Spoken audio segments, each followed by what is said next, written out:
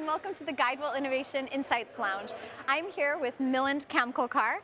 He is going to be guest hosting this interview, and our special guest is Dr. Arshya Vahabzadeh. He is the director at Brain Power and also a physician and faculty at Harvard Medical School. So welcome, Arshya. Welcome, Milind. Thank you for joining us in the Insights Lounge here at Singularity University's Exponential Medicine. Thank you. So I'm going to kick off the conversation, and Milind, I know you're going to jump in. But so, Arshya, we were curious to know, you talk a lot about mental health, and we wanted to know what trends are driving innovation in mental health these days. Thank you very much. Well, I think that we're seeing a convergence of different technologies and disciplines coming together to start to foster some very early changes in mental health.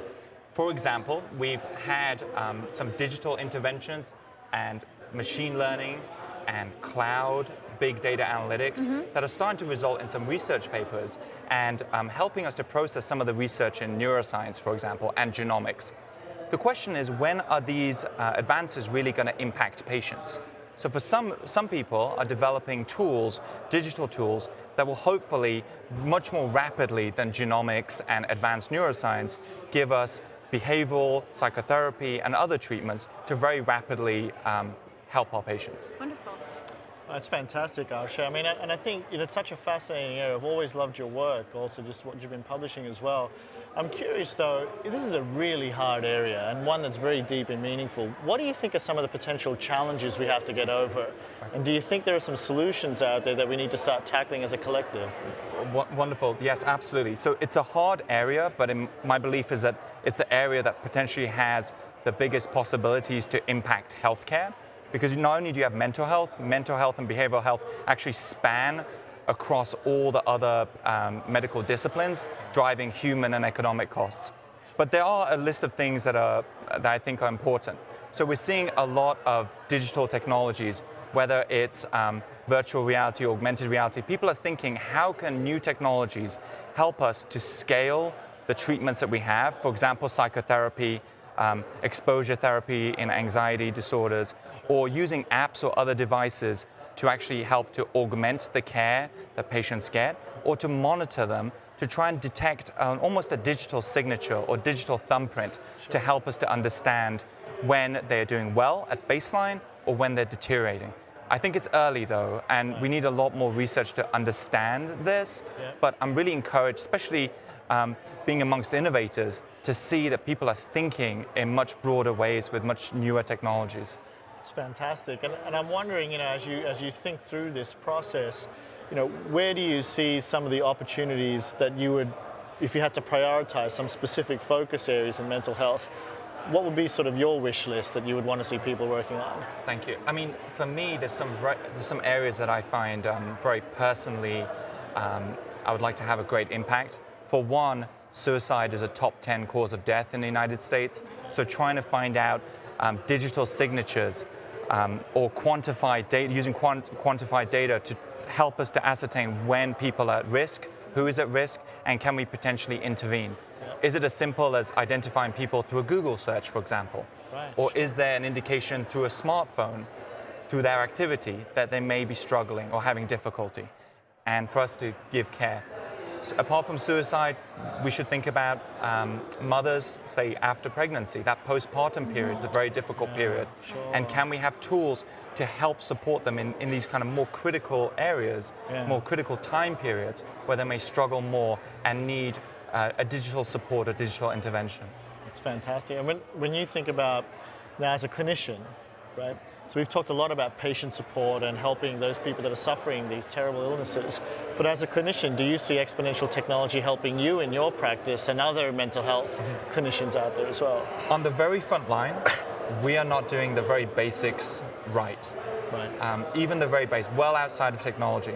For sometimes in our emergency rooms, we don't even have beds or blankets for some of our mental health patients. So I need to perhaps start with that we have to do the very basic things right. But technologies are going to help us to scale and augment the therapies that we give to our patients. Because there's simply not enough human therapists and human providers, and we can't afford it to scale humans.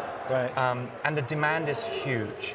We have over 100 million children and adolescents in this country, and we have about 8,000 child psychiatrists, many of whom are close to retirement.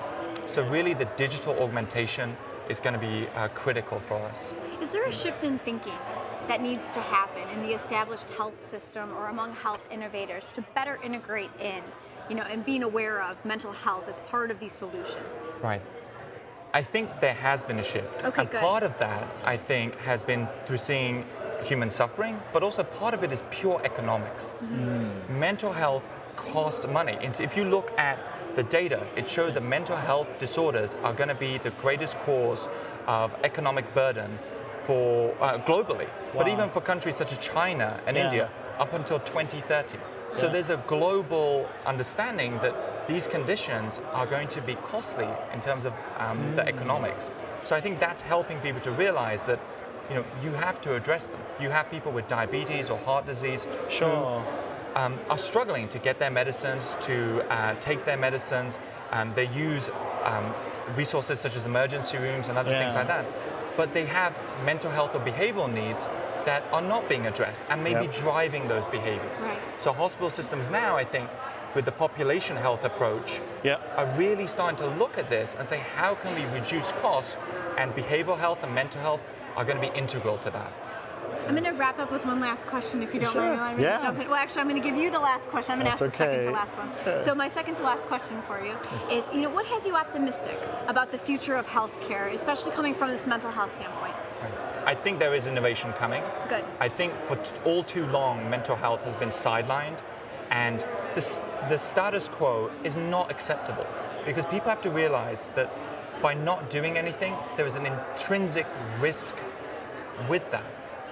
To take on innovation, you have to take risk, but the status quo is a risk. So I think that people are starting to realize that not doing anything is unacceptable, and we have to innovate. And many other disciplines outside of mental health have taken on that challenge to a much greater extent, and we don't want mental health to be left behind. But I think people are starting to realize that mental health is health. And it is a human factor, and it is an economic factor that drives all the other issues with other medical conditions. So based on that realization, whether it's personal, economic, or mixed, people are realizing we have to address it.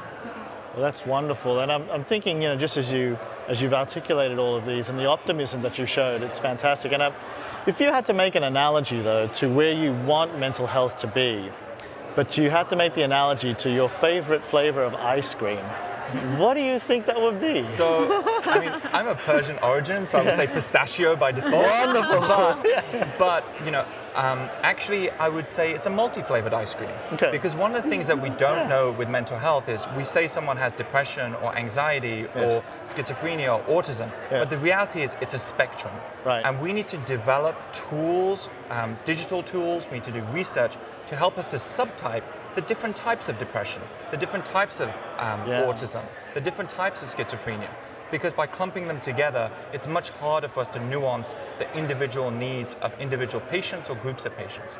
And I think that would be my answer. So initially pistachio, but then multi-flavored. Well, I like both, so I think we should go with that. Wonderful. Thank you. Great, Thank you both. Pleasure. Arshya, thank you so much. And Milind, thank you so much You're for welcome. these wonderful insights and questions that you're giving us. And Thank Arshya, you. I wanted to say, I appreciate the point that you made about the fact that one of the biggest risks is remaining at the status quo. And I do think that that's one of the things here that exponential medicine does drive home as a point. So thank you so much for both of you for joining us in the GuideWell Insights Lounge here at Singularity University's Exponential Medicine. I'm Jessica DeMassa. Thank you.